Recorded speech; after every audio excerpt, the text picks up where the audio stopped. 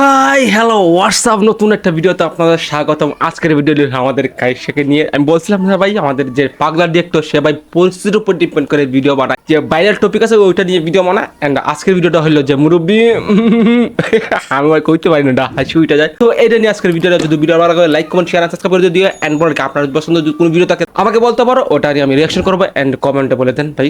So let's start, video দেখা যাচ্ছে।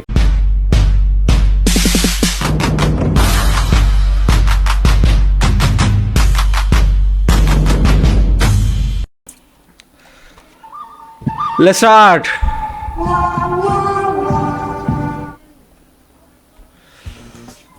সবাইকে স্বাগতম। যার কারণে হুজুরের মুরব্বি কথাটা ভাইরাল হয়েছে। সেই মুরব্বিকে জনগণ খুঁজছে। অনেক খোঁজার পর তাকে আমরা আমাদের অনুষ্ঠানে নিয়ে এসেছি। লাতু স্যার, শুরু করতে পারেন। আমি লাতু, সবাইকে স্বাগতম। তো আজকে আমাদের সাথে আছেন সেই ভাইরাল মুরব্বি। উনার কাছে অনেক কিছু জানার আছে আমাদের। মুরব্বি বলেছেন উনার পরিচয় এবং চেহারা গোপন রাখবেন, সেটাই হবে। শুরু করি। চলুন কথা শুরু করা যাক। হ্যাঁ শুরু করেন। মুরব্বি, সময় দেওয়ার জন্য অনেক ধন্যবাদ। আপনাকেও ধন্যবাদ, মুরব্বিকে ডাকছেন। হ্যাঁ, আপনি সেই ভাইরাল মুরব্বি। সেদিন কি হয়েছিল বলবেন? হ্যাঁ আমি সেই ছুটটা দেখো ভাই, ধৈর্য কম দেখে চলে যাচ্ছিলাম।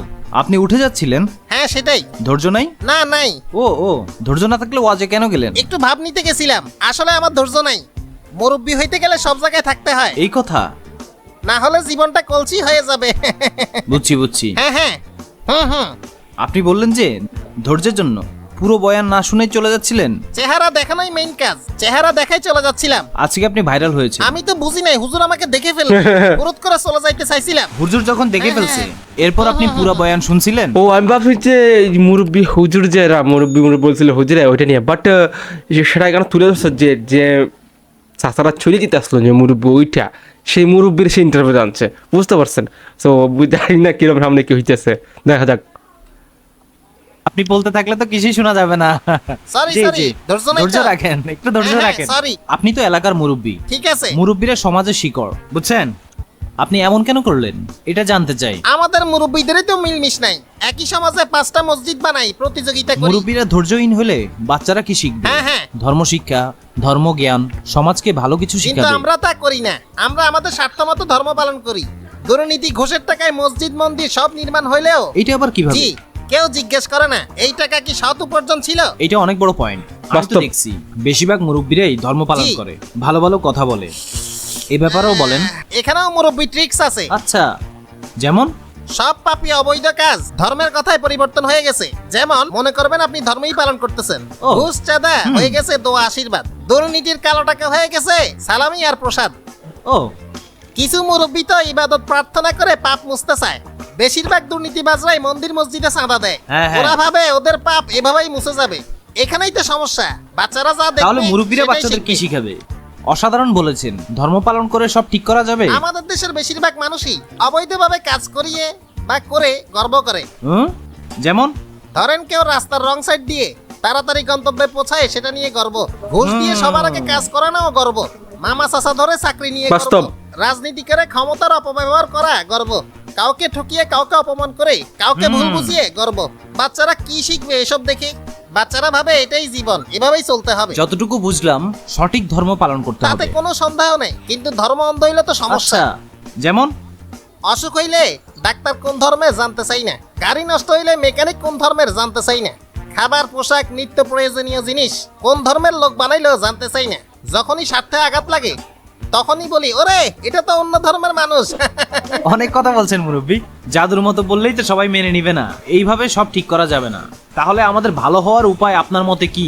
আজকাল বেশিরভাগ মানুষই স্বার্থপর, ধার্মিক সব জায়গায়। This is true. আজকাল বেশিরভাগ মানুষের যে ধার্মিক হইতেছে, যেটা খাওয়ার টাকা এন্ড স্বার্থপর মানুষের মাইরে লুটপাট করে সে ধার্মিক হইতেছে এন্ড মসজিদ দান করতেছে। দিস ইজ ট্রু ভাই, এটা বাস্তব কথা। এটা মুরব্বীদের ভূমিকা কি সমাজে? মুরব্বীরাই তো সব নষ্টের মূল। তারা সব বলা শিখানো লাগে না। মুরব্বীরা যা যা করবে বাচ্চারা তা দেখবে ও শিখবে।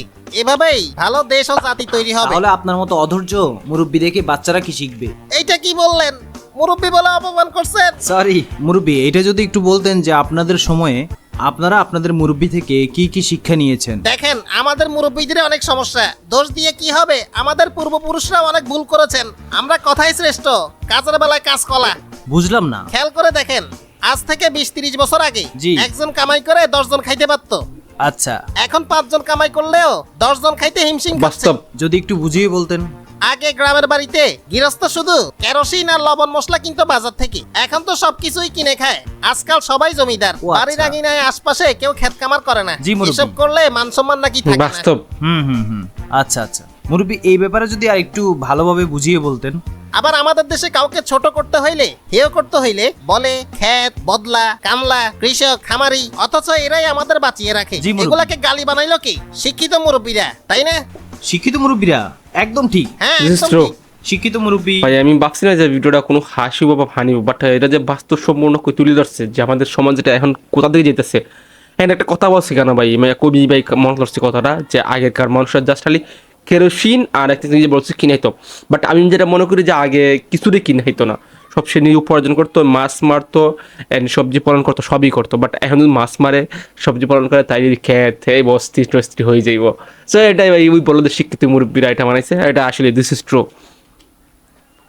খারাপ মুরব্বি, এমন মুরব্বিরাই তো অনেক ভয়ঙ্কর, সত্যি। কোন গরিব সাধারণ জনগণ কি দুর্নীতিবাজ, ঘুষখোর, ঋণ খেলাফি হয়? একটু গুছিয়ে বলতেন। সব ওই শিক্ষিত মুরব্বীরাই দেশ খেয়ে ফেলছে। This is true. গরিব কোনোদিন দুর্নীতিবাজ হয় না, হ্যাঁ মাঝে মাঝে একদিন হয়ে যায়, বাট শিক্ষিতরা বেশিরভাগ হয়, এটা বাস্তব ভাই, এটা বাস্তব, বাংলাদেশের মাধ্যমে এটাই বাস্তব। কিছু কিছু মুরব্বি যদি এরকম হয় তাহলে আমাদের সমাজে অনেক বড় প্রভাব ফেলবে। ঠিক, কিছু মুরব্বী বেশি জ্ঞানী, এরা হইলো সবচেয়ে খারাপ। বাচ্চারা যেটাই করুক এদের ভালো লাগে না। ব্যবসা, উদ্যোক্তা, কৃষি, ইন্টারনেট যাই করবে, এরা বলবে পারলে বিদেশ যাও, নাইলে সরকারি চাকরি করো, তখন টাকা দিব।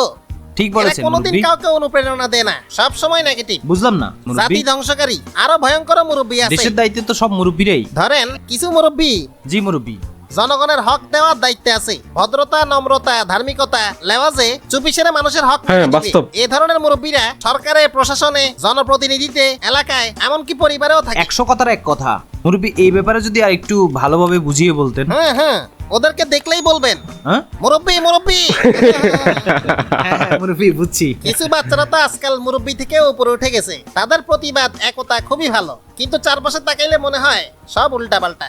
আজকাল তো কোনো ক্রিয়েটিভ বাচ্চা দেখাই যায় না। পুরা গ্রাম, পাড়া, মহল্লায় 1-2টা বাচ্চা পোলাপাইনও পাবেন না যে নিজে কিছু আবিষ্কার ও কর্ম করছে। পড়ালেখার পাশাপাশিও কিছু করতে হবে। 24 ঘন্টায় প্রেম, প্রতিবাদ, অহেতুক সময় নষ্ট। সময়ের কাজ সময়ে করতে হবে। আর মোবাইল তো মাথা উঁচু করাটাই ভুলিয়ে দিচ্ছে। মার্কশিটের ভালো নাম্বার ভালো জীবন আর ভালো মানুষ বানায় না।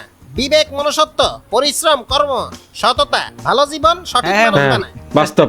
হ্যাঁ মুরব্বি বুঝছি। এই জন্যই তো আমাদের দেশে আবিষ্কার অনেক কম। আর শিক্ষা ব্যবস্থা শুধুই ইতিহাসের বোঝা না রেখে কারিগরি রাখতে হবে। গরিবের দেশে আবেগ বেশি, পেটে খাবার না থাকলে শুধু জ্ঞান দিয়ে পেট ভরে না। বাস্তব। আমাদের খাদ্য, বাসস্থান, মৌলিক চাহিদা ভাই ঠিক করতে- পেটে ভাত না থাকলে কোনো কিছু ভাই ভালো লাগবে না, কোনো কিছু ভালো লাগবে না। যে এখানে মোটিভেশন তো ভাই দূরের কথা, এটা বাস্তব কথা ভাই, বাঙালির একটা বাস্তব কথা এটা। করতে হবে। মুরব্বিদের জন্যই কি এসব হচ্ছে? সব মুরব্বি খারাপ না, আর খারাপ পাইলেই কমু মুরব্বি মুরব্বি। আরো অনেক কথা বলার আছে, কিন্তু ধৈর্য নাই তো। আপনার যদি কিছু বলার থাকে আর ইচ্ছে থাকে তাহলে সবার সামনে এসে বলেন। হ্যাঁ, চেহারা দেখিয়ে বললে মানুষ আপনার কথাগুলো গ্রহণ করবে। আসবেন নাকি? হ্যাঁ যান, সব দিকেই ক্যামেরা আছে। আপনি ভাইরাল মুরব্বি, আপনার ইন্টারভিউ হিট হবে মুরব্বি। ও তাহলে তো ভালোই, হ্যাঁ, হ্যাঁ। আমি রাজি। ব্যাপার না মুরব্বি, যান। ঠিক আইসা। ব্যাপার না মুরব্বি, যান। যাচ্ছি। সবাই আমাকে দেখছে নাকি? এই ক্যামেরায় তাকিয়ে বলুন। এই ক্যামেরায় তাকিয়ে ও বলুন। হ্যাঁ, দেখছি। জি। ও মাই গড, সরি, ব্যাপার না মুরব্বি, লজ্জা যান। পাইতেছি আমি। ক্যামেরা তো অনেক বড়, ভয় লাগে। সবাই আমাকে দেখছে মুরব্বি নাকি? এই ক্যামেরায় তাকিয়ে বলুন। সত্যি বলতে আমি সেই মুরব্বি না। সত্যি বলতে এরা হাত পা বান্ধি নিয়ে আসছে। আমার কথা ভুল থাকলে ক্ষমা করবে, মাফ চাই মুরব্বি। ওকে কাট। শালার মুরব্বি সব সত্যি বলে দিয়েছে। সরি, ক্ষমা চাই। ধুর। মুরব্বিরা মাফ করেন, মুরব্বিরা মাফ করেন। যাই হোক সবাই ভালো থাকেন, সুস্থ থাকেন, চ্যানেলটা সাবস্ক্রাইব করে দেন, সাবস্ক্রাইব করে দেন, একটা লাইকও দিয়ে দেন আমার চ্যানেলে, ওর চ্যানেল না ভাই। তো গাইস এই ভিডিও নিয়ে আমি কিছু বলতে চাই না, বাট আমি বলে রাখি যে এই ভিডিওতে ভাই খুবই বাস্তব সম্পূর্ণ কিছু কথা বলছে, এন্ড আমাদের সমাজটা কোন দিকে যাচ্ছে এন্ড কোন দিকে নষ্ট হচ্ছে, আবার কোন দিকে ভাই খেত বা বস্তি বলে কোন কারণে বলে এটা ভাই তুলে ধরছে। এন্ড একটা কথা বলছে যে আগে একজনে ইনকাম করলে 10 জন বইয়া খাইতে পারতো, এখন 5 জনে ইনকাম করলে 10 জন খাইতে পারে না। বুঝতে পারছি বিষয়টা কি বুঝাচ্ছে। এখন দ্রব্যমূল্য দাম বাড়ছে এন্ড সবাই অলস হয়ে গেছে, সবাই কাজ করে না, বাট সে সবাই যদি সবাই কাজ করতো তাইলে ভাই এরকম হয় না। বাট সবাই তো ভারী এখানে গাছপালা লাগাইতো, সবজি এন্ড মাছ মাই দেখাইতো, এখন তো কেউ মাছ মালাটা খেত বলে ভাই। I don't no.